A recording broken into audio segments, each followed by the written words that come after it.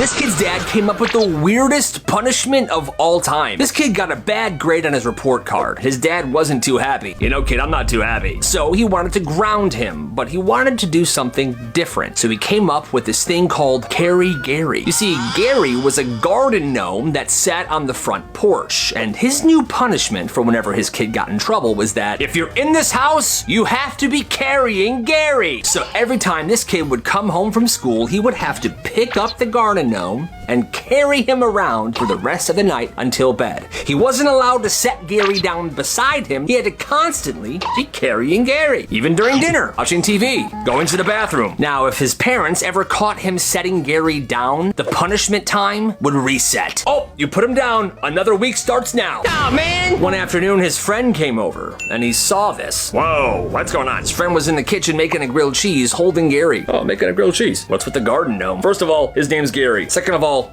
don't ask. The longest time the punishment lasted was 3 weeks. And it's funny, because it's not really a punishment. He's still allowed to do stuff at the house. He just had to carry that dang gnome. That's hilarious. At this school, there was a kid called the Mayonnaise Bandit. Every couple of days, somebody would grab a railing on the stairs or their locker, and their hands would be covered in this slimy goo. It was mayonnaise. Mayonnaise! It was believed to be a one-time prank the first time it happened, but then it happened again and again and again. People were just avoiding the railings. The janitors would clean them every afternoon, but the mayo always came back, and they began checking the cameras. The person that did this was wearing all black. They couldn't see his face, and he would do it at the strangest times, usually very early in the morning. They never knew how he even got into school that early. Months later, they finally caught this kid. And it wasn't because of the cameras or any tips that students gave in. It was because a teacher noticed one of her students unzip his backpack to grab his notebook, and inside, they saw a giant jar of mayonnaise. He was caught mayonnaise-handed, and he was suspended. Gotta respect the bandit. This kid started the dumbest rumor at school. He told one of his friends, hey, did you know the cafeteria has a secret menu? His friend was like what? And without even thinking, the kid says, grilled mac and cheese sandwiches. Now, that's not true. The cafeteria does not have a secret menu, and they definitely don't make grilled mac and cheese sandwiches. But the next day, the kid he told went to the lunch line, walked up there and said, hey, can I get the grilled mac? The what? She was like, no, we don't make that. But the rumor kept spreading. By Friday, like 20 kids asked for it. The lunch ladies kept saying, we don't have that. But this kid, he kind of upped the rumors a bit by saying, oh no, you have to ask the right lunch lady for it. Or only 8th graders know how to say it. It got so ridiculous, the principal was like, yo, what is going on? This went on for a while until one day, the cafeteria was serving mac and cheese, and they had bread and butter. So one of the lunch ladies in the kitchen was like, you know what? Fine. Let's make some grilled mac and cheese. And let me tell you, apparently, it was absolutely delicious. When someone came up there and ordered it, and they actually said yes, cheers began erupting throughout the cafeteria. They loved it, and I guess that was enough for them, because after that day, nobody ever asked again. Gotta respect the lunch ladies. This girl joined cross country at her school because all of her friends signed up. The problem was, after about 2 weeks of practice, she hated it. Every day she would come home saying, Dad, I want to quit. Her dad would always say the same thing. That's fine, but you have to call the coach and tell him yourself. But she was kind of shy, so she definitely didn't want to do that. Finally, she just asked her dad, Dad, can't you just call him, please? If you're old enough to decide to quit something, you're old enough to tell that person you're quitting. She kept putting it off again. She kept complaining after practice. Dad never changed his answer. Finally, one day at dinner, she dialed the coach's number and told him. The coach wasn't mad at all. He actually thanked her for calling and wished her luck on her future endeavors. Huh, that wasn't so bad, Dad. Sorry I gave you all that trouble. Hey, it's all right.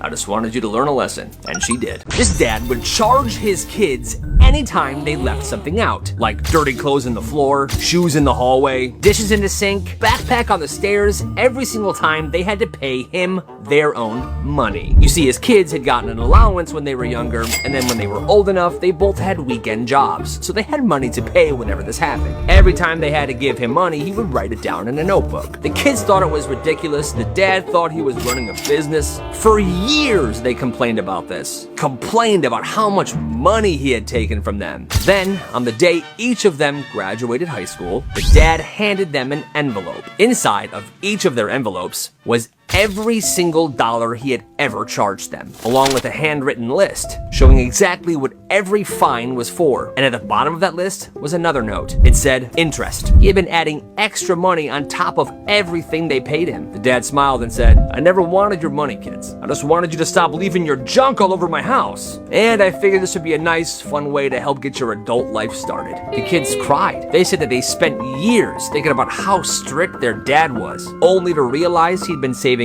every single penny for them, and adding a lot more of his own money to it as well. That's amazing. This kid wore wooden clogs to school every day. Everyone made fun of him for it. Hey, nice wooden shoes, freak. Yeah, did you steal those from a pilgrim?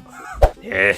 At first, he ignored it. Then one afternoon, a kid yelled an insult to him from a corner of the hallway, and I guess this kid finally snapped. The clogged kid lifted 1 foot off the ground, and he flicked the wooden shoe straight off, and with perfect aim, it flew and hit the bully in the face. The whole hallway went silent. This kid, like I said, had perfect aim. From then on, if somebody made fun of his wooden shoes, all that person would hear would be the crack of the shoe hitting the floor, and then a few seconds later, thwop! Wood right to the face. He never missed. He got in trouble a few times for this, but it never stopped him from retaliating against bullies, and eventually people stopped making fun of his wooden shoes, and he actually gained a lot of respect. Nice. He was the coolest kid in school. He played guitar better than most adult musicians, and everybody loved him. If there was a talent show or a bonfire, he would bring his guitar and he would play the most beautiful music. Then one 4th of July weekend, he was out with some friends, and somebody brought fireworks. Nobody knows exactly what happened, but this kid was holding fireworks in his hand, and apparently they went off too early. All right, guys. A couple months later, he came back to school. He blew off every single one of his fingers. He would walk around with a hoodie on, his hands buried in his pocket. He never looked at anybody. People would say hi to him, but he would just keep walking, and nobody knew what to say because they'd all loved hearing him play guitar. And the truth is, he couldn't play anymore, and it absolutely ruined him because he realized he would never be able to pick up a guitar again, and that was his passion. So kids, if you're seeing this before the 4th of July, be careful. If you're seeing it after, I hope you were careful. Take care. There was a kid whose family owned a capybara, and one day, him and his parents got permission to bring this animal into class. Everybody figured it would stay for about an hour. Instead, this thing spent the entire day wandering around campus with this kid. Everybody meet Gerald! Teachers loved it, the principal loved it, the students loved it, and by lunch it had become the most popular student in the school. Well, that day was the day that student elections were happening, and somebody thought it would be funny to quickly make a bunch of posters. Vote Gerald the capybara for class president. The teachers and the principal thought that nobody would take this seriously, but then people started writing his name on the ballots. Gerald. A lot of kids did this. Teachers started hearing people talk about it in the hallways. Who are you voting for? Gerald has my vote. Well, election day comes. Votes get counted. And somehow the capybara wins by a lot of votes. The principal had to stand in front of the school and explain that unfortunately the class president has to be a student. So the student with the next most votes won, and they anointed the capybara as vice president. Way to go, Gerald! So this mom sent her son to preschool. He's 5. Super nice kid, and he loves the lunches she packs for him. They're not normal lunches or whatever, but they're his favorites. Celery sticks with blue cheese and goat cheese, a little bit of kimchi and spam, they're Korean, and a few spicy Doritos tossed in sriracha. What a bold lunch. And honestly, that sounds freaking awesome. Let's go. Anyway, a few hours after she picked him up one day, she gets a call from the teacher, and the teacher doesn't even try to be nice. Hi, yeah, I need you to stop packing your son such disgusting and inappropriate lunches. The mom's like, excuse me? Yes, they're distracting other students, they smell disgusting, and they are just definitely not school appropriate. And keep in mind, this is preschool. And this teacher's going full-on Gordon Ramsay about a 5-year-old's lunch. The mom is stunned. She says this, look, I know it's not the healthiest, but he loves it. It's some of what he eats at home, and it's just comforting for him. Well, it's making the classroom uncomfortable. So the mom wraps it up like a professional. I appreciate your concern, lady, but I am not going to completely change my son's lunches just because some other students are distracted by what he eats. Okay, bye. And she hangs up. For real though, where does this teacher get off? An hour later, ding. An email from the teacher. This email is saying that the mom's response was unacceptable and that these lunches are just too inappropriate to be sent to school anymore. What? Celery, goat cheese, blue cheese, kimchi, spam, what is wrong with that? This teacher banned a 5-year-old's lunch because she is an ignorant piece of work. Yeah. Every winter, this one patch of ice formed outside the side entrance of the school, and nobody ever salted it. And kids figured out something fast. If you hit it at full speed and land just right, you'll just keep on sliding. It was this long stretch that if executed properly, kids could just slide for what seemed like ever. Groups of people were doing it every morning. Yo! A pile of backpacks here and a line of kids here. It wasn't easy. Some kids wiped out. Some kids went pretty far. Well, one kid showed up, he took it way too seriously. Before and after school, he shows up with 2 of his biggest buddies. And if somebody wanted to slide on this ice, they had to give him something. What you got? Well, you're in my math class. I'll give you the answer to tomorrow's homework. Deal. He would then let them go and mark down how far they went. 15 feet, 18 feet, 25 feet. Now everyone's showing up with offerings to get in line to try to beat the best record. This kid's getting tons of snacks, homework answers, random items. That's when one angry janitor sees what's going on and he's like, oh, I can't have this. So every morning he begins salting it. That forgotten ice patch was no more. But for that time, it was awesome. The school banned dodgeball because it was way too violent. Parents were complaining that their kids were getting hurt. So the gym teacher came up with a brand new game, a safer game. It's called complimentary catch. Everyone sits in a circle and tosses a foam ball around. When the ball gets to you, you have to give somebody else in the circle a compliment. Billy, I like your nose.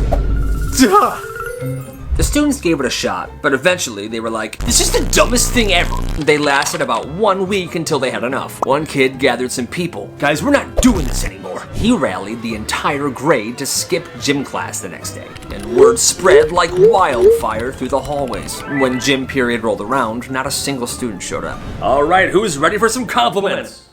Where is everyone? At that very moment, practically every single student in the grade was out in the back field. They split into 2 massive teams, and they brought out all the dodgeballs. And they started the biggest dodgeball war that school had ever seen. It was beautiful. Kids were diving, dodging, launching balls from every direction. The principal and every single teacher made their way outside to see what was going on. And there's like 150 kids playing a huge game of dodgeball in rebellion. Everyone tried to blow their whistle. They tried to break this game up, but they couldn't. The dodgeball game lasted for an hour and a half. And when it finally ended, the students just walked back inside.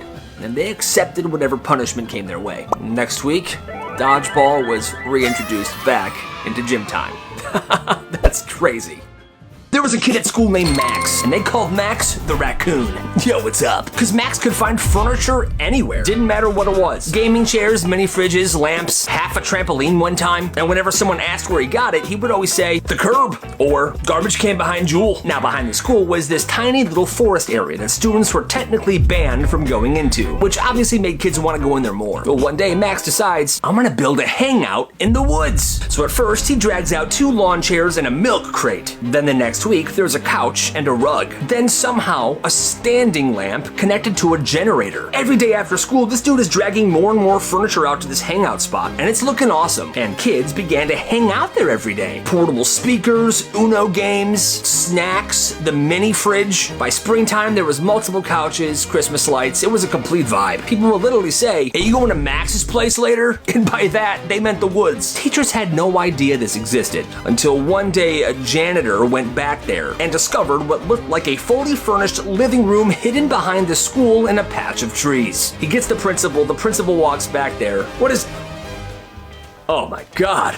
He had everything removed, but he did say, that's impressive. And it was impressive. You must clean the dish before you put it in the dishwasher. What? Kenny's mom had this incredibly specific belief that the dishwasher was only meant for sanitizing, not cleaning. If you put a plate in there with a smear of sauce on it, she would pull each and every dish out of there, give you a lecture, and make you wash every dish before you put it back in. Kenny, look at this. A smudge of barbecue sauce. Take these all out, rewash them, and put them in the dishwasher. Kenny spent 45 minutes every single night scrubbing clean plates and cups before putting it in the machine. He'd be there scrubbing, looking at it. Mom, it's literally called the dishwasher. Can't we just start putting them in there and that's it? No, Kenny. He does this for years. Scrub dish, put dish in dishwasher, dishwasher run, dish done.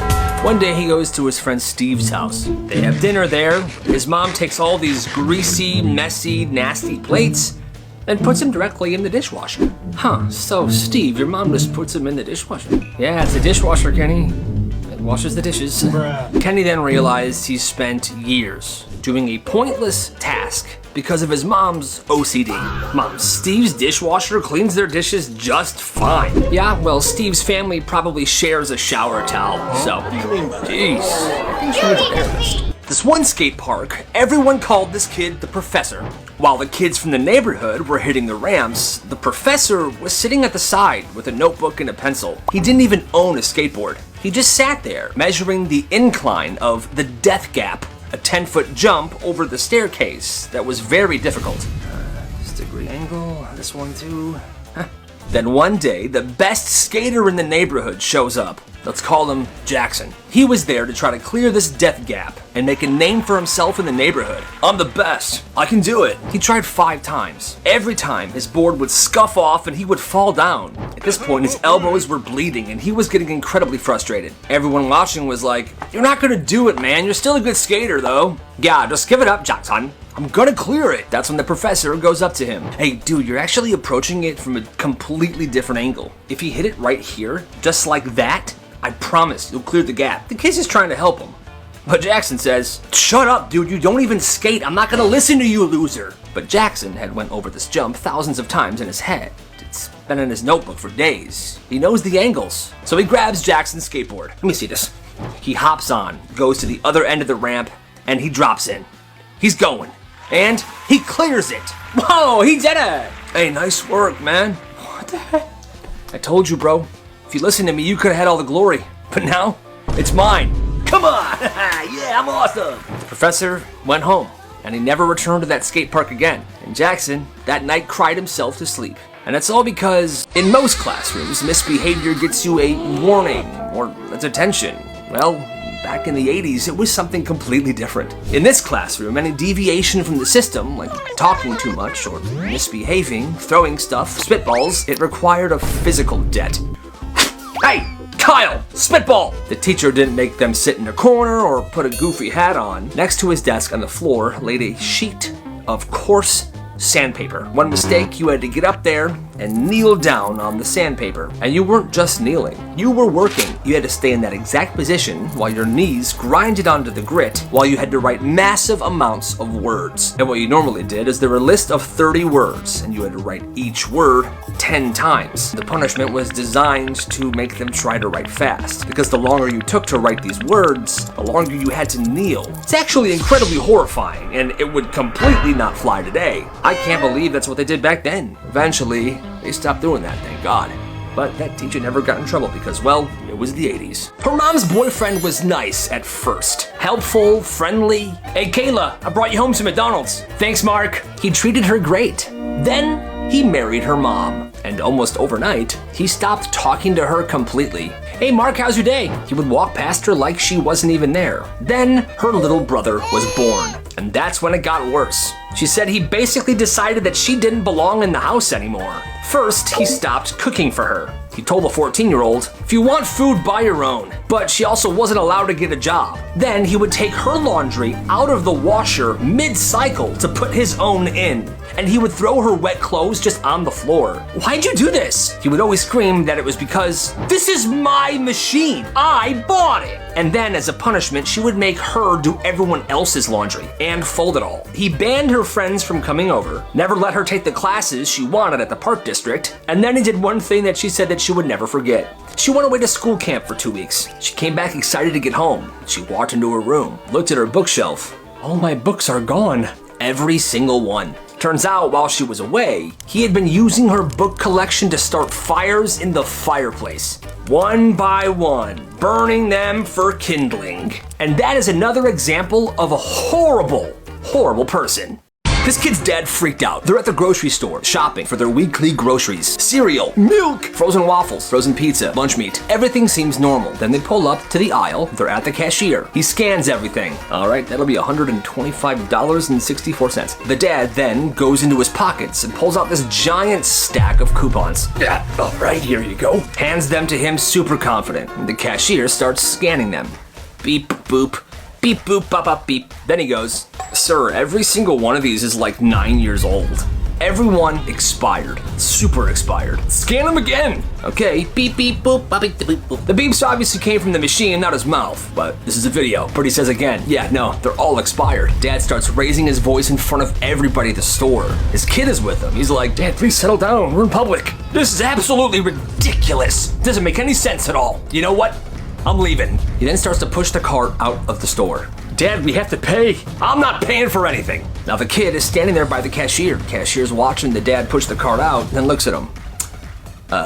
Yeah, this is gonna be a problem. Kid then does something that he never forgave his dad for. He pulled out his wallet and paid for the entire grocery haul with all the money he made that summer from mowing people's lawns. Here, this should cover it. He was saving up for a brand new bike. Worst part is, his dad never paid him back. That's messed up. For some reason, in the middle of class, he pulled out a classical guitar and he began playing classical guitar music in front of everybody. He was probably trying to show off his guitar skills in front of the students. Well, some kid in the back was whispering during it. "Dude, last weekend was so freaking fun. That squirrel was awesome." Well, Mr. Thorne heard this. It was during the most delicate part of the song. He took his guitar and he threw it right at this kid. It hit the wall and shattered. The guitar was expensive too, and the teacher just broke it. Everyone was stunned. Mr. Thorne then began to walk to the back of the classroom towards the kid. Mr. Thorne then reached down, grabbed the metal legs of the desk, and flipped the desk with the kid still in it. The kid was now pinned under the desk, and he was crying. The rest of the class still stunned. Mr. Thorne then walked back to the front of the room, looked at everybody and said, "Page 42, now." And he expected everyone was just gonna do it. But no, the kid who was flipped walked out, got the principal came, and Mr. Thorne was fired. And yeah, that makes perfect sense. This kid went over to his friend's house for the first time, and everything seemed completely normal at first. They played video games, had snacks, had dinner, then everyone was watching TV together in the living room. They're watching some action movie. And then a few minutes in, one of the characters makes the dumbest decision imaginable. Without saying a word, the dad reaches to the side of the couch, grabs what looks like a giant brick, and he just chucks it at the TV. "Yeah, come on, idiot." Kid almost has a heart attack. What? But the thing is, it wasn't a real brick. It was styrofoam. It bounced right off the screen and landed on the carpet. And everyone just kept watching the movie. A few minutes later, another character does something stupid. The mom. "Oh, come on!" You see, the family had a whole stack of these styrofoam bricks on the sides of each seat in the living room. They were there specifically for throwing them at the TV whenever somebody got mad at what was happening there. This kid thought it was the funniest thing ever. So the next weekend, he's home with his family and they're watching TV and something dumb happens. He doesn't have a brick, so he grabs this pillow and he throws it at the TV. But the pillow was a little heavier than the styrofoam. The TV knocked over and unplugged. His dad, "Now why would you want to do that, son?" He just said sorry. He said it was too much work to explain himself, but he did say he loved going over to that friend's house. When he was 10, his grandpa asked him, "What do you want for your birthday?" And he says, "A brick." "A brick? Why?" "Because my parents still have this super old TV. If I throw a brick at the TV, we'll have to get a new one." "Oh." I'm just kidding. Maybe just some Pokemon cards or something. The grandpa just smiles and nods. A couple months later, this kid's birthday comes around, and there's a beautifully wrapped present on the table. Heavy, perfect corners. The kid opens it. Inside was a single brick. The grandpa's losing it. "You're crazy. I can't believe you remembered." And the grandpa leans in and says real quiet to him, "Wait till your mom's in the kitchen and then waste the TV." So the kid's mom goes into the kitchen to grab the cake. The kid takes the brick, smashes it in the TV. TV is destroyed. "What happened here? Now we gotta get a new TV." Yes. The grandpa took the blame for throwing the brick at the TV. "I don't know why I did that." Then the kid says, "It's okay, Mom. Please don't be mad at Grandpa. I'll help you pick out the new TV." "Okay, fine. You're right." "It's okay, Pops. You'll be okay. Just sit down and relax. I'll clean this up." The mom then leaves to grab the broom. "Nice work, kid. I love you, Grandpa." What a nice story. These are the worst parents ever. In this house, certain words were banned, like disgusting. If you said the word disgusting, you were grounded for a week. Obviously, no swear words. Bedroom doors had to stay open at all times. Only time they could be in a room with the door closed was the bathroom. This kid's parents hated Cartoon Network. They called it garbage. So yeah, super controlling parents, but one day it became completely out of hand. One day the parents decided that these kids were bad enough to deserve a real punishment. You've seen nothing yet. So the sister was 14, the brother was 12. The parents made them gather every single item in their bedroom. Clothes, pictures, diaries, toys, childhood keepsakes. Their parents made them bag this stuff up in trash bags. And then they marched them outside to a giant burn pile. March to the backyard. And item by item, they made the kids burn every single thing that they bagged up. Every memory, every photo, every childhood item, completely gone. The next day, they went out to see what was left, and it was just ashes. Their entire lives up to that point, ashes. So yeah, in my opinion, worst parents ever. It's a sleepover at his friend's house. They're sitting down talking when somebody mentions a microwave. I almost microwaved my fork. That would have been crazy. Why would that be crazy? Everyone's like, you can't microwave metal, man. You didn't know that? No, and I've never tried. They explain to him that it's bad to microwave metal, like fire hazard bad. Well, they all go to sleep, and this kid's laying there. He can't stop thinking about it. Metal, microwave, microwave, metal, metal, microwave, metal, metal, metal, microwave, milk, metal. He just can't let it go. Staring at the ceiling, he decides, I need to find out for myself. So he goes into the kitchen of his friend's house, opens the silverware drawer, grabs a handful of forks, knives, and spoons, puts it in the microwave, and presses start. For the first 3 seconds, nothing happens. But then, crackling, sparks, a flash bright as the sun, and then flames. The microwave is now fully engulfed in flames, and the cabinets start on fire. Fire alarms are going off, everybody in the house wakes up and they go outside. The fire trucks arrive and they're putting this fire out. Luckily, it's not too bad. The kitchen was pretty messed up though, but the entire neighborhood was outside in their pajamas watching this thing happen. And obviously, they found out who did it. Bro, we just told you about metal in the microwave. I had to see it.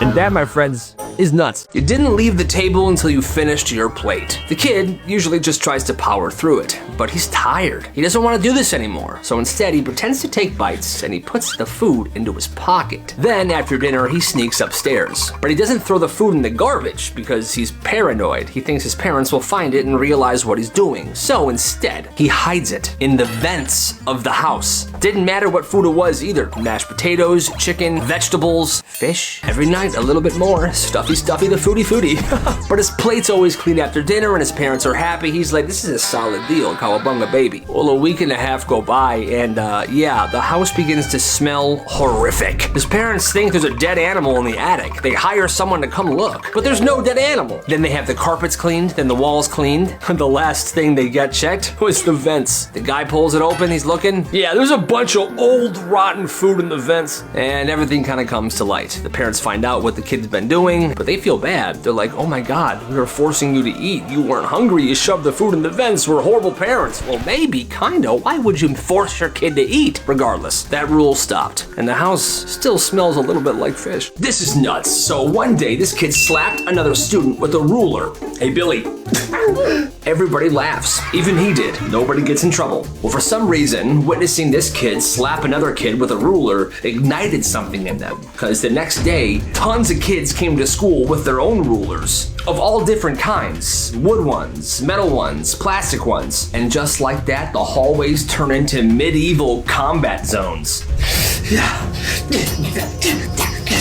My turn! Mr. Kevin, no! Milk. School staff started confiscating rulers from everybody, but there was so many kids with rulers, it was very hard to do so. And just like that, another ban. The school banned rulers. If anybody was caught with a ruler, it was taken and they would get a detention. If they were caught 3 times with a ruler, they would get suspended. Now you might be asking, hey, Elliot, what about the classes where rulers are required, like geometry or something? Well, those teachers would pass the rulers out at the beginning of class and collect them at the end. But still, Still, these kids must have been obsessed with rulers, because that sounds crazy. He was a kid, his mom dragged him to the nearest 7-Eleven. I don't want to go. Well, that's too bad. Well, they get there, she goes in the store, but he waits outside. He then sees this older, strange-looking guy sitting against a wall. Hey. Hey, you want to see something cool? And he's a kid, so he said yes. Of course he wants to see something cool, which you should never do. The man then smiles, and then pulls off a prosthetic leg and showed this kid his leg stump. Look at this. The leg stump had a very weird smiley face drawn on it in Sharpie. The kid absolutely freaks out. That's not cool. The man then panics because I guess he had good intentions. Oh, no, wait, look, it's actually cool, look. The kid's now ugly crying, the mom runs out of the store. What's going on? His leg. The man's embarrassed, the mom's freaking out at him. I don't know why he showed the kid his leg stump anyway, but she went home with her kid. And years later, when he sees a 7-Eleven, he freaks out a little bit still. So this girl's about to start high school, 9th grade. New school, new classes, and she just got her course selection sheet for the next year. She fills it out on her own. She just picks what she wants to take. You know, she doesn't want to overwhelm herself, which I totally get. It's her first year in a brand new school. It's high school, you know, and she's just trying to get through the transition without drowning in homework. Yeah, I would do the same. A few days later, her mom finds the form, and she loses it. Why did you pick all the easiest courses? What happened to preparing for college? Mom, I picked all the easy ones because I don't want to drown in work. It's high school, and I'm not even sure if I want to go to university yet. She didn't say she's dropping out. She didn't say that she's never going to learn again. She just said, I'm 13, Mom, I just don't know. But that's not enough for her mom. Her mom is accusing her of slacking, saying she's just trying to avoid homework. Then she notices that she didn't sign up for music class, and she flips out again. Why didn't you sign up for music class? You are so good at music. Because if I take music, I have to join the band, and band practice is at 5 a.m., Mom. So? She's 13. She doesn't want honors classes and pre-sunrise saxophone rehearsals. The mom ended up forcing her to take the classes that she wanted her to take, which in my opinion is so messed up. And I just want to tell her, don't be confused when your daughter doesn't want to talk to you in 5 years. School prank gone seriously wrong, or right. This was back in 1979. Somebody glued all of the locks on all of the doors in this one high school. The teachers show up. They can't open their doors. What the heck is going on? Keys won't even go in. They couldn't even get into the supply closets because those were also glued. Within 20 minutes, the whole building is in absolute chaos. Janitors are trying solvent, teachers are trying to pick away at the glue, students just standing around watching this all unfold. Eventually, the principal actually canceled school. School is canceled until further notice, students. Now here's the thing. This all happened during the nicest week of the year. It was sunny, warm. Everyone wanted to be outside. So instead of being upset, obviously the students were like, all right, days off. We're going to the pool. Yeah, boy. They were tanning, they were listening to music. Because it's the 70s, nobody can text, nobody can call, so they're calling each other. Are we still off school? Is school still canceled? Then they find out from the principal that prom is canceled until whoever did this comes forward. Still, nobody talks at first. 3 full days go by before the school actually replaces the locks. Then eventually, the kid that did this admitted to it. It was me. He gets expelled immediately. School's back in session. Prom is not canceled. But here's the thing. Nobody was mad at him. The students actually loved him for it because right before prom, they got a few days off to go to the pool and get their tans on to be tanned for prom. It was a perfect situation. And that sounds awesome. This teacher was the strictest in the school. No phones, no talking, and absolutely no food. But then one morning, before class, she saw a single flaming hot Cheeto perfectly taped to the middle of her desk. What is this? She peeled the snack off, put it in the garbage, and monitored the room incredibly well that day. Nobody came forward. The next day, another Cheeto, taped with a single piece of Scotch tape on the pencil sharpener. Another one. The next day, another one taped to the back of her chair. The day after that, it was taped to her escape key on her keyboard. What is going on? She had no idea who was doing this, and it was messing with her badly. So she went to the school principal and the people in charge, and they're like, okay, settle down, it's just Cheeto, but I'll make an announcement. The principal was young and new, and he was about to make a major mistake. Good morning, students. Whoever keeps taping single hot Cheetos to things in Mrs. Gable's room, please stop. Uh-oh. He made that announcement to a middle school. What happened next? Dozens of students thought it was hilarious and started doing the exact same thing. There was Flamin' Hot Cheetos taped everywhere. Library books, school trophy case, the gym scoreboard. So the school tried to kill this joke for Mrs. Gable, but instead they accidentally started a cult, the taped Hot Cheeto cult. And there was nothing they could do about it. The only thing that kills a trend is time, and it took some time. Most teachers use seating charts to help keep the peace, but Mr. Miller used his in a different way. For the first month, Miller studied the room. He figured out exactly who was best friends and who couldn't stand each other. Then he released a mandatory seating chart. Okay, everybody, this seating chart is law, unless somebody has an offer. That's when he introduced the daily waiver. For the price of a premium snack and a cold drink, one student per day could buy their way into the seat right next to their friend. But that's the catch. He only did one trade per class. And it was actually kind of fun. The students loved this. Every morning it was like an auction, so he has to pick out the best of the snacks. I have Takis and a Capri Sun.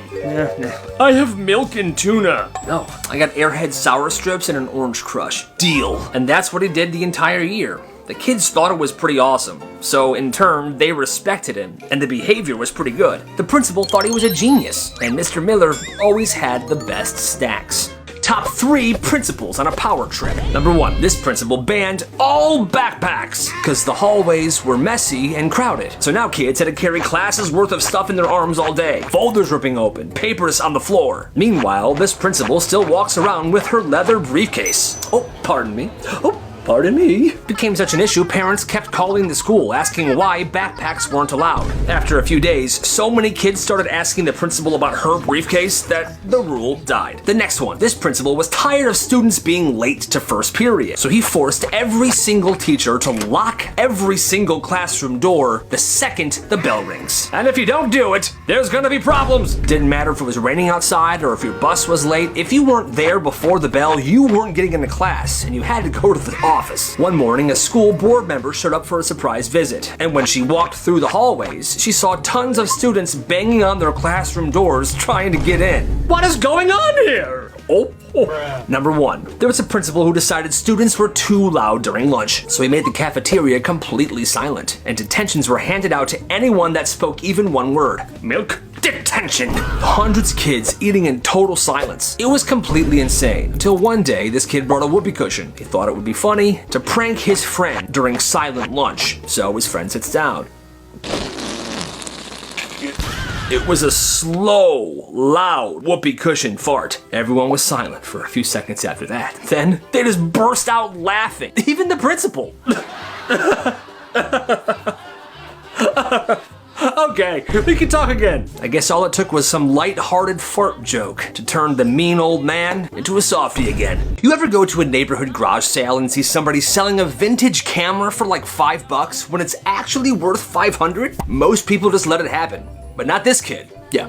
He's 13, he's got a tablet, and he's running an appraisal firm in his neighborhood. You see, these families near his house, they have garage sales all the time, and they have no idea what they're selling. They're just clearing out their attics. Then the lowballers show up. Oh, that's a big box of Pokemon cards. How much? Oh, you can have them for $5, sweetie. Perfect. Well, you see, that's when the auditor would show up. He would walk up to a neighbor's garage sale and say, I don't want any of your money. I just want 10% of the extra cash you make. He then pulls out his tablet and he starts appraising every single item that these people are selling. He would check on eBay to see the realistic price. Sir, this camera's worth $200 and you're selling it for $3. What? Oh my God, really? That's so good to know. Imagine a guy trying to pay $5 for an old dusty lamp. Yeah, that sounds fair. Actually, that's a mid-century original lamp. It sold for $85 yesterday on eBay. You can have it for $60. People pay. By the end of the day, he would make $100 in commission without having to sell a single item. And the neighbors he's helping are so grateful. And honestly, I never thought about this, but it's genius. And this time I definitely gotta say, respect the hustle. This could have been so bad. In this one class, he used to sit in the same seat every single day. Front row in the middle, nothing too special about it. Well, one particular morning, he noticed the person that usually sits right to the left of him was absent. So there was an empty desk right there, and he decided for that day he was gonna sit there. Class then starts like normal. About 25 minutes in, there's a large crack. Then another. Then the overhead projector that is directly above his normal seat falls down and crashes onto an empty desk. That could have been you. Yeah, I know. And it went down fast. The desk was now cracked. Imagine if he was sitting there. The room was frozen, like holy crap, this could have been horrible. Maintenance comes in, they pick it up, they make sure nobody's hurt, and then they just go on about their day. But that day could have gone a whole lot differently if his classmate wasn't sick, and if he decided he wasn't gonna switch seats. But he did, and life went on. Somebody's looking out for him. This teacher was so strict for no reason. Her class was the only class in school that had this rule. No backpacks at your desks ever. They stay in your locker. Backpacks couldn't be under your chairs, couldn't be under your desks, couldn't be leaning against the wall. And if you forgot something, too bad. No trips to your locker, no borrowing stuff from other students. She wouldn't even lend kids a pencil if they needed it. Miss, can I have a pencil? If you forgot your supplies, that meant a 0 for the day. Well, kids usually messed up. Some kids forgot their notebooks, some forgot their papers, pencils. It was a thing, and they were getting 0s. And she wouldn't even bend a little. You know the rule. Well, one day the class decides to coordinate. Every single student in that class on this particular day went in with nothing. No notebooks, no pencils, no pens, no papers, nothing. They were there just themselves. They sit down, they fold their hands in front of them, and they just stare ahead. The teacher looks confused. Then she starts handing out the worksheets for the day. No one moves. Why is nobody writing? We all forgot everything today, Mrs. Cabinet. If we had our backpacks, maybe we'd have our stuff. Well, you all know the rule. The entire class gets a 0 for that day. The next day, they do the same thing, and they get a 0 again. The third day in a row, the class is sticking to their guns, they're all showing up with nothing. They get a 0 again. Parents start calling, asking why their students' grades are tanking. The principal sits in one day and figures out what's going on. Milk! The students were then allowed to bring their backpacks to class. The frickin' protest worked. And those 0s got erased from the gradebook. Their grades were back to normal. That's right. You're trying to ruin my life. Ow. Jake genuinely believed his cat was ruining his life on purpose. Her name was Mildred, and he thought his cat had one mission: to destroy his social life. Because Mildred would pee on everything. His laundry, his backpack. One time, she went into his closet and tore up a bunch of his clothes. Everything is ripped! And the worst part was she wasn't even sick. He thought maybe she's acting out because there's something wrong with her, so he took her to the vet, but the vet's like, she seems incredibly healthy. Meanwhile, Jake's showing up to school smelling like cat urine. Dude, what does that smell? Oh, that's just Jake. What the heck? Jake knew it was Mildred's fault. Then it started escalating. She was pooping in his shoes, sleeping on folded clothes right after they were washed, so everything he wore was covered in hair. For years, Jake thought, this animal hates me. Fast forward 15 years, Jake is grown now. He's got long hair and he's living in an apartment by himself, and he still has that cat Mildred. One day, he's sitting on the couch watching TV. He looks down and there's Mildred. She's very old now, and she's huge, curled up in a ball right next to him. She's obsessed with being near him in every second, and one day it clicks. She just wanted to be all to herself. Now, maybe that's true, maybe it's not, but all he knows is that 15 years later, he loves that cat more than anything, and she loves him. It's kind of sad and beautiful. Whatever you do, be cool. Dominic spent the entire summer preparing for middle school. He studied the map and he memorized hallways. He wanted to know where he was going because his one goal was he didn't want to look like a lost 6th grader on the first day. So the morning comes, he's got his backpack on and he's nervous. I'm nervous, but I'm ready. First class of the day is Spanish, and the Spanish class is all the way down in the 8th grade hallway, which already feels terrifying. So he's walking through and there's older kids everywhere. And when you're in 6th grade, the 8th graders seem huge. He's walking down the hallway. He's feeling good. He's acting cool. And then he sees a group of older girls, and his confidence kind of takes over. These girls have perfect hair. They're laughing, they're leaning on their lockers. So I told them, get lost. That's an insane thing to say. Did he cry? He decides to try to play it cool. He says hi to the girls, smiles at them, and winks. Ladies? But because he was focused entirely on trying to impress these girls, he didn't see what was right in front of him. A janitor, the janitor's cart, and the janitor mopping up someone's vomit. He runs into the janitor, he slips on the vomit, and he falls into the big trash can that's on the janitor's cart. Oh, loser.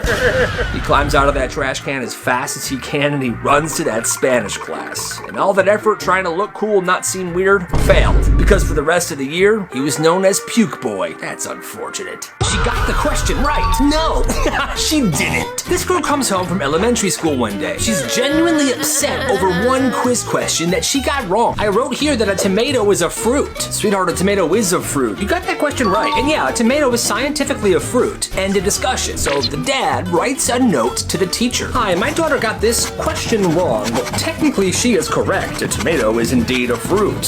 Thank you. The next day, his daughter comes home. Hey dad, she wrote you back. This is what the note said. She writes this. Well, a tomato is technically a fruit because it is used like a vegetable. We are teaching students that it is a vegetable. That makes no sense. That makes no sense. The dad's just sitting there for a second like you're literally purposefully teaching students the wrong thing. A couple weeks later, that school has an open house. All the parents are invited and that teacher is there. He walks up to her. Hi, I'm Mr. Johnson. Hi. So, what other completely false things are you teaching my daughter? She was stunned. Have a good night. Honestly, that makes no sense. His parents bought a house from a guy that owned a bowling alley, and the garage was stacked floor to ceiling with old wooden bowling pins, like surrounding the garage 10 feet high. So whenever they lit a fire in the fireplace, his dad would say the same thing. Hey son, go grab me a pin. Okay, sure thing, Pops. Then his dad would use that wooden bowling pin to start a fire in the fireplace, and to him, that was normal. Bowling pins equaled logs. Well, years later, he's at his first sleepover at his friend's house. It's a cold night, and the friend's dad wants to start a fireplace in the fire. Okay, everyone, I'm gonna start a fire. Well, this kid sees this as a moment that he can help. He wants to be helpful, so he stands up immediately. Cool, I'll help. Where do you keep your bowling pins? Bro, what? They were all confused, like, what do you mean, where do you keep your bowling pins, you freaking weirdo? The dad finally laughs and explains to him that people can just use logs to start a fire, not bowling pins. And that's when it hit him. He was the weird one. His entire childhood fireplace experience was insane. And then he watched his friend's dad light a regular log in the fireplace and he was disappointed. Because he said, bowling pins, they burned better.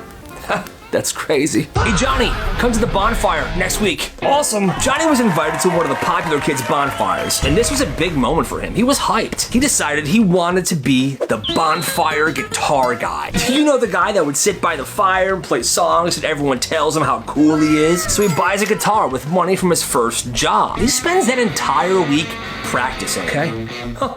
Not too bad. They're gonna love this. Fingers shredding, watching tutorials. He's pretty decent. Kind of a natural. And finally, it's the big bonfire night. Like 20 kids there. They're all sitting around. Johnny brought his guitar. He sees his opportunity. Hey, you guys mind if I play a song for you? All right, man. Yeah, go for it. Okay, Johnny. Yeah, play us a song. So he starts playing and he's actually killing it. Whoa, he's pretty good. Yeah, he is. People are impressed. Then he gets a little too confident. He starts going a little crazier. Fully dramatic rock star mode when all of a sudden, snap, one of the strings breaks and flies up and whips him right in the eye. And in a pure moment of panic, he just throws the guitar off him. Everyone goes silent. Johnny gets his composure. He realizes there's way too many people here for him to be freaking out. He's gonna look like a loser. But when he opens his eyes, he realizes he threw his guitar into the bonfire. And now the guitar is burning like firewood. No one said a word for about 30 minutes. They just sat around that fire warming themselves up with Johnny's guitar he bought to impress everybody. He never lived that down and he wasted $200 on that guitar. That's nuts. For almost a year, this kid kept reporting the same bully to the office. He beat me up again. And every single time, the school staff reacted the same way. Okay, we'll look into it. He's just being dramatic. And this bully was ruthless. Locker shoves, he would slap the books out of his hand. He started rumors about him. Hey, he uses onions as soap. But the school staff kept saying, we'll keep an eye on it. I'm not doing nothing. They just weren't taking it seriously. They didn't think he was telling the truth. After a while, are you sure you're not misinterpreting things? You keep reporting the same student every day. We need proof. I don't have proof. Well, that's too bad. Well, that spring, they installed cameras in the school, all throughout the hallways. The cameras were not installed for bullying. The superintendent just made the decision. Well, the first week the cameras are live, this kid was bullied every day. And at the end of the week, he goes to the office. It happened again. Every single day, the this week. He shoved me into the locker, he beat me up, he slapped the books out of my hands. Here we go again, we need proof. Well, this time you do. Remember? You guys installed cameras in the hallway. Oh, that's right. They checked the cameras, and they saw it. Every day that kid being bullied by the same bully he said he was being bullied by. And there was an investigation launched. The bully gets suspended for 2 weeks, and the school staff pulls him into the office and apologizes. I mean, finally, but that's still super messed up. I hate braces. Mikey got braces right before freshman year, and he really didn't want anybody to notice. So the whole summer, this dude's in the mirror practicing, smiling with his lips closed, talking differently. Hi, my name's Mikey, how are you? Laughing without showing teeth. Fully rehearsing these facial expressions. First day of school, he thinks he's got it under control. Then English class happens. Also, Mikey's mouth was messed up. He had those rubber bands in different places. Well, the teacher asks a question, calls on Mikey. So Mikey, what do you think they did with all the cows? And Mikey responds something that made himself laugh. They made milk. He smiles big, his braces are showing, but one of those rubber bands that he has connected to his braces comes loose and just straight to the front of the room. Right into the teacher's eye. What was that? Oh no! It came out of Mikey's mouth. It was so unfortunate. Mikey was in the front row. Truly a freak accident, but Mikey was bullied for like a month. Poor guy. When this kid was a toddler, his mom would keep him on a leash in the yard. She would clip it on him, and then she would tie the leash to something in the yard. And she let him play while she did the dishes. Well, one day he's sitting in the yard and he's eating ants straight off of an anthill. Just literally grabbing them and eating them like they're freaking popcorn. Well, that's when he gets curious. So he takes a handful of this anthill and starts stuffing his pockets. He's stuffing his pockets with ants so he can have a snack for later. This kid then takes the harness off of himself and begins walking towards the street. Just him, free, with a pocket full of ants. The mom sees this and goes outside to start to get him, but as he reaches the road, a van pulls up. This dude opens the van and grabs him and puts him in the van. Yeah, kid, get in, kid. There's another guy inside. There's a guy driving the van and another guy in the back seat. So now it's this dude, the kid, and the other dude sitting in the back seat. Now his mom is losing it. The car peels off. She's screaming, chasing this van. But inside the car, everything changes. The guy who grabbed them starts screaming. What? No. Get him off me! Get him off me! He's thrashing, panicking, because guess what happened? This toddler's pockets, like I said, were full of ants. And now they're everywhere in the van. This guy loses it. He just yanks open the van door and throws this kid into a ditch. Car's gone. The mom finds the kid moments later, alive, well, covered in ants, and eating them. And honestly, that's the craziest story I have ever heard. It started small. This kid brought a few things from home that day. A headphones, a hoodie, and some random collectibles. And somebody jokingly goes, "I'll trade you my Jordans for those headphones." He says, "Okay." And that's the moment it clicks. The next day he comes to school and that duffel bag he brought of stuff is heavier. And he starts telling people during lunch to meet him in the bathroom. And everything he had was up for trade. "Okay guys, line up. Here's what I got. What do you got?" And the value is negotiated right there on the spot. A hoodie for a watch for AirPods, AirPods for a portable speaker shaped like SpongeBob SquarePants, a portable speaker shaped like SpongeBob SquarePants for a porcelain plate that someone stole from their grandma's house that's worth a lot of money. Okay, I think we all did good today. We happy? Yep. Perfect. Milk. By week 3, there's a huge line of people holding random objects trying to trade with this kid, because the best part is you were never sure what he was gonna bring. Some of the stuff that was traded included shoes in a plastic bag, electronics, gift cards, jewelry. Bro, that's a PlayStation 5. I know. Now say you wanted something nice, but the thing you had to trade didn't equal the value. Okay, I'll trade you this for that, but tomorrow you gotta bring me something else to make it even. Deal. So now there's credit on the line. And that's when it gets dangerous, because if someone didn't follow up with their end of the deal, there was arguing, fights, full-blown bathroom brawls. And then came the bandits, bigger kids that stormed into the bathroom one day and stole everything. "Hey, Pipsqueak, give us the stuff." I knew I should have hired security. That's another lesson. Always hire security. The school then gets involved in a pretty major way. Suspensions, confiscations, meetings with parents who are finding out for the first time that their kid traded their family heirloom for a freaking SpongeBob speaker. That bathroom was closed down for the rest of the year. But nobody ever forgot that underground trading post in the school bathroom. This family thought chairs make you lazy. So they were forced to always stand when they were eating. Breakfast, standing at the counter. Lunch, standing around the island. Dinner, standing around the table with the entire family. And they were supposed to eat fast. They were trying to be efficient, I guess. Once they were done, they would clean their plates and they would move on. Well, this kid grew up this way and he never questioned it. Why would he? That's how he thought meals worked. Then he's at his friend's house for dinner one night. And he's confused. He's standing there.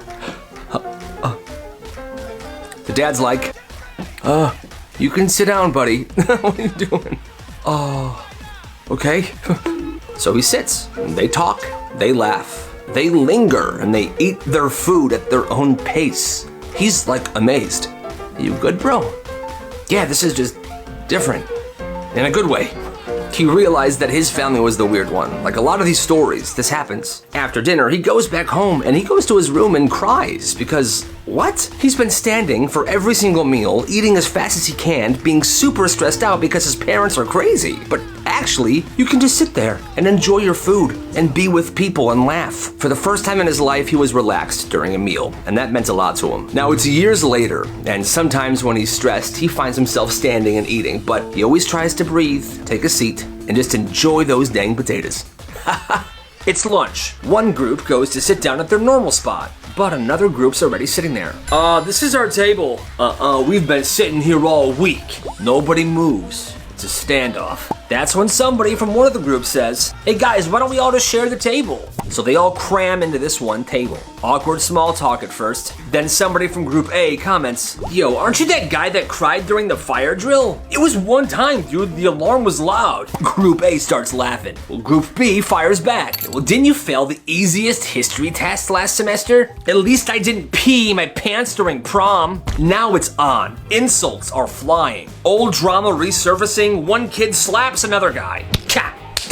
A teacher walks over. Hey, what's going on here? Both groups go silent. Nothing, we're just bonding. Yeah, sure you are. The teacher walks away. For the rest of the lunch, they sit there silent. But the next day, they both sat at that table again, and instead of insults, they were actually telling stories and laughing. So, I don't know. I think they all became friends. They had a substitute teacher, and Henry was sitting in the back of the classroom. He was minding his business. And the substitute came in that day strict for no reason. He scanned the classroom and he saw Henry in the back. He sees two small devices in Henry's ears. Hey, you, give me those headphones now. Okay. He didn't argue, he just handed over the devices. The substitute then took these, put it in the drawer, and began teaching. About 10 minutes later, he needed a volunteer. Okay, one of you come up here. You know what? How about you? In the back. Henry. No response. Since you wanted to listen to music all class, why don't you come up here and help me? Still nothing. He then lost it and walked straight to Henry. Hi, hello? Why are you ignoring me? Oh, you were talking to me? Yes. I'm sorry, I can't understand you, sir. You made me give you my hearing aids. This dude had confiscated Henry's medical necessity, and boy, did he feel stupid about that. Well, why didn't you tell me? I don't know, you seemed real strict about it. He returned the hearing aids right then and there, but he never returned to that school. Yeah, I wouldn't either. The biggest loss of aura in school history. This kid built his whole reputation off of basketball. He wasn't on the team, but he would always say he was really good. He carried a basketball around with him everywhere. Hey, what's up, guys? At lunch or in class, whenever he was chilling, he would be spinning the ball on his finger. Yo, check this out. Cool, huh? And people did think it was cool. And he would always say, oh, I don't want to be on the basketball team. Too much commitment. I just play in my backyard. Well, okay. Yeah, the team is trash though anyway. Then the pep rally comes up. The principal goes, alrighty students, now it's time for the free throw challenge. Let's get somebody who's not on the team up here. See what you can do. And everybody volunteers this kid. Hey, come on, man. He'll do it. Yeah, he'll totally do it. The entire school knows him, so the entire gym is cheering so loudly. This kid gets up there. He's already got a basketball with him. Right. He takes his first shot.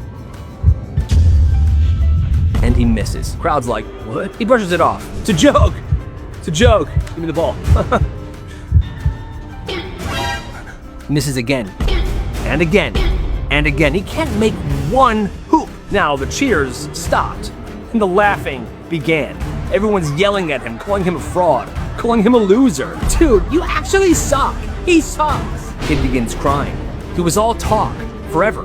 Everyone thought he was a basketball god. Turns out, he's trash. He runs out of the gym, and he never comes to school with a basketball ever again.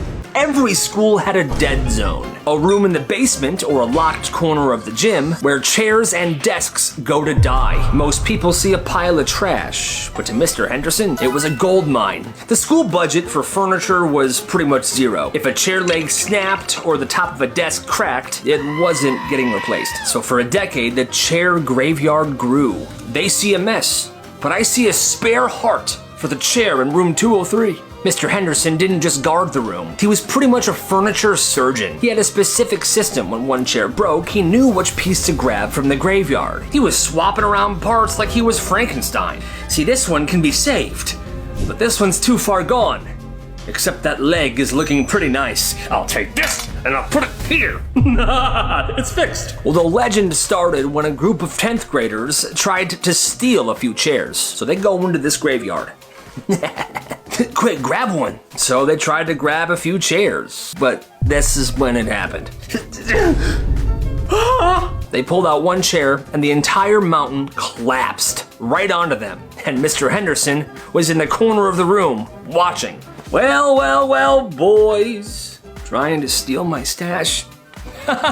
He obviously helped them up and gave them a few band-aids for their scrapes. And the punishment for breaking into the room and trying to steal the chairs, they had to reorganize it and stack everything back up perfectly. You gotta love Mr. Henderson. This school had a zero tolerance rule, and it sounded fair until kids realized what that actually meant. If a fight happened, everybody involved would get the same punishment. Didn't matter who started it, didn't matter who swung first. If you were involved, it was all the same. And on paper, it was supposed to stop the bullying. In reality, it did the opposite. The bullies figured it out fast. They'd corner somebody, shove them, taunt them, and then they would say the same thing. Go ahead, hit me, loser. You're getting in trouble regardless.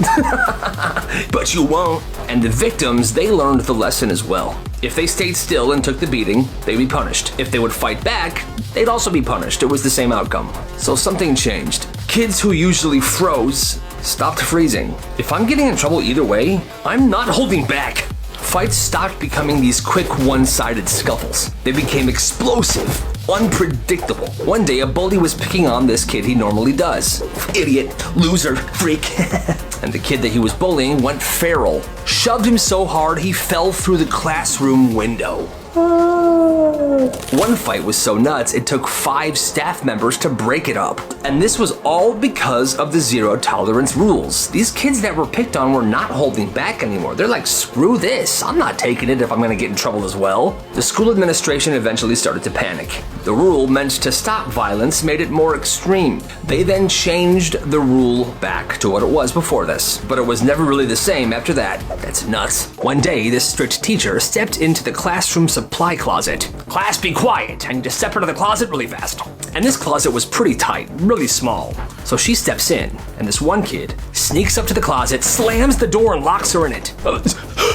Help me. Somebody help me. At first, everybody was silent, and then they just started laughing. And each student in that classroom left, leaving her locked in the supply closet. Now, I get that she's strict, but this is not something to do to your teacher. An hour later, another teacher heard the screams coming from this empty classroom. She goes in there. Oh my God, Mrs. Donahue, I'm dying. She let her out, and the teacher that was locked in there just collapsed, shaking, crying on the floor. After that day, she took 2 weeks off, and every single student in that classroom got into huge trouble. Good. Every single dog in the neighborhood knew this kid, even the mean ones. This kid made it a point. Every afternoon, he would walk the neighborhood, stopping at every fence of every house that had a dog. Small dogs, big dogs, mean dogs, dogs with the sign, "Do not pet." The ones that would bark nonstop, the ones that would continuously growl. He would go to each one. He would crouch, he would talk to them softly, bring them pieces of ham or chicken or turkey. Hey, you're a big mean dog, are you? Hey, here's some turkey.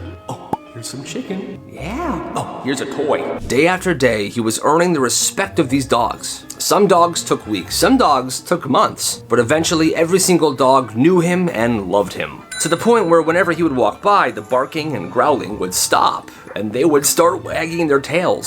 Well, one afternoon, this kid is sitting in his front yard. He's carving a little canoe out of a log with a knife. He's focused, like he's some sort of woodsman. Yeah, it's very nice. This is good cedar.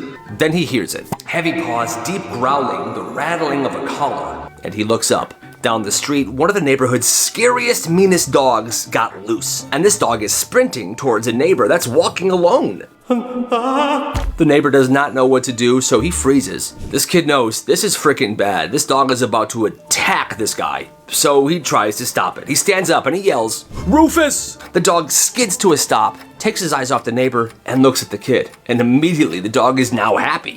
He jogs past the neighbor, straight to the kid. The kid gives him some turkey and takes him by the collar. He then walks the dog back to his house and knocks on the door. "Hi, so your dog likes me, but he doesn't like everybody. You gotta get him some training. I saved you big time today." Kid then goes back to his yard, sits down, and finishes carving the canoe out of the wood.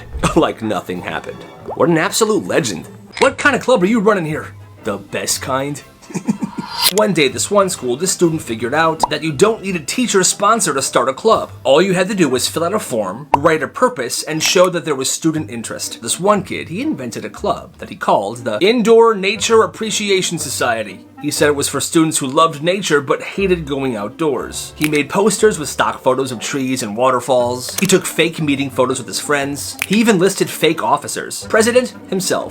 Vice president also himself. He submitted the paperwork and nobody questioned it. A week later, the club got approved. A month later, it got funded. A $500 budget. He spent all of this money on snacks, custom t-shirts, a giant banner with a fake logo, and a director's chair for himself for some reason. After a while, the principal pulled him aside and said, "There's no way this is a real club." He just shrugged and said, "I mean, we do appreciate nature, just from a distance." The best part is he would schedule actual events called observation hours. This is where they would drag 5 or more chairs and put it in front of a big window in the library, and they would all just sit there for 45 minutes, looking out the window. Look, a bird. Oh, nice catch. The principal, who was already suspicious, came by. "Okay, what exactly is this?" "Shh, we're appreciating." Yeah, eventually the club got shut down, but the t-shirts, they wore those almost every day for the rest of the year. শাহরুখের ভক্তরা যে এত ভীত হয় সেটা আমি আগে বুঝতে পারি নাই। প্রেমে পড়বেন কিন্তু গেলাম।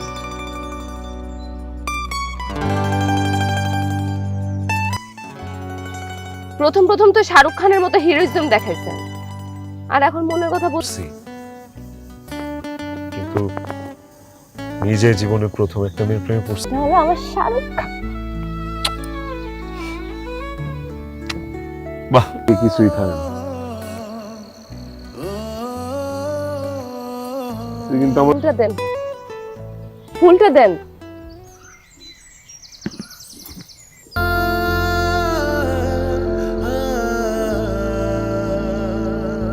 হয়ে গেছে। শাহরুখ খান কইছিল, আপনি জানেন আপনি আমার জীবনের প্রথম প্রেম। দেখ, আমি তোর মা, আমি একটু হলে বুঝি। ক্যাট ক্যাট করে ঘুমটা ভাঙায় দিলা, স্বপ্নটা নষ্ট করে দিলা। ডন সিনেমার একটা গুরুত্বপূর্ণ দৃশ্যের মধ্যে আছিলাম, দিলাম। টাকা পাইলি কই? তোমার বাদশা শো চালাই না। মুমকিন है, मैं हूं। আমি যাবো। দেখতেছে আমার ভাল লাগে নাই। তুমি যারে পছন্দ করবে আমি তারই বিয়ে করবো। তুমি একটু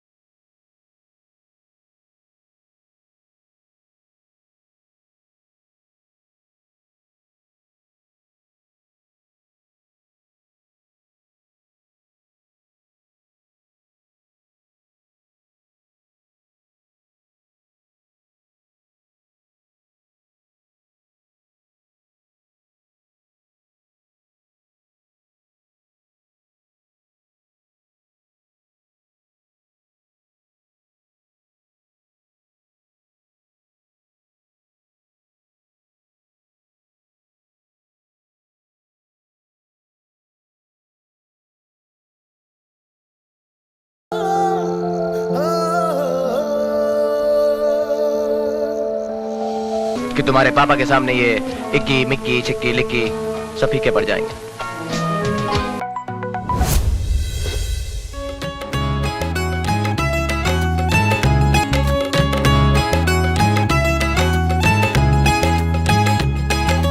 সরি এখন তুই ডাবল টাকা দিবি, তারপর তোরে ছাড়ো। তো কিসের ছাড়বো তোর? হ্যাঁ, তুই আমারে পিছনে পিছনে দৌড়ালেন খানিলি কেন? আমারে হয়রান কর। আমার একটা গুরুত্বপূর্ণ দৃশ্যের মধ্যে আছিলাম আমি। আরে বাবা রে, উঠ। সংকয় আমারে, তুমি যদি আর কোনোদিন আমারে অথবা আমার বসের নিয়ে কোনো গুড মর্নিং কিং খান, এই যে এই বাড়িটা এখন দাঁড়িয়ে আছেন কেন? যান। সেন তো ঠিক হয়ে গেছে, এখন যাইতে হইব, যাই একটু।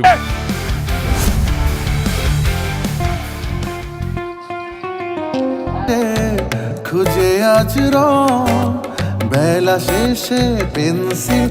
হ্যালো, তোমার মনে নেই আম্মা? একবার একটা ধাক্কা খাইছিলাম বাগানের মধ্যে, পরে তুমি কানে ধরে মরে লয়ে আইছো।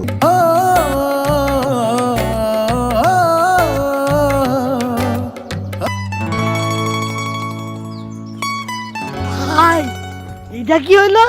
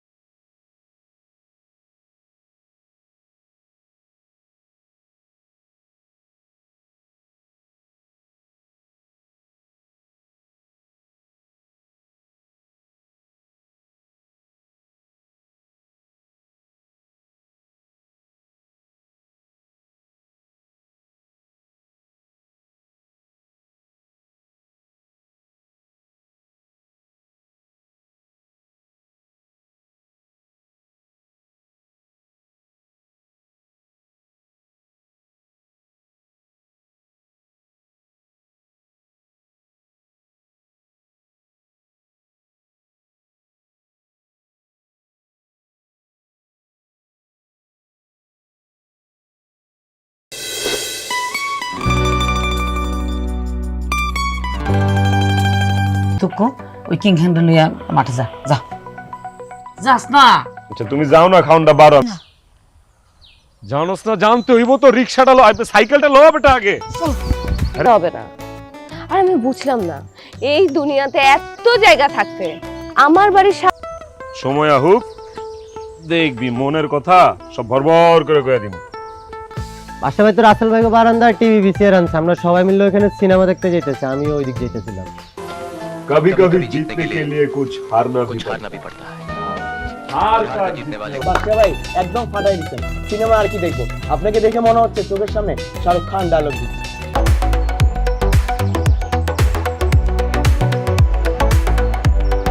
টাকাতে নষ্ট করস তুই সিনেমা টিভি দেখছ? तुमने तो कहा था कि तुम्हारे पापा के सामने ये इक्की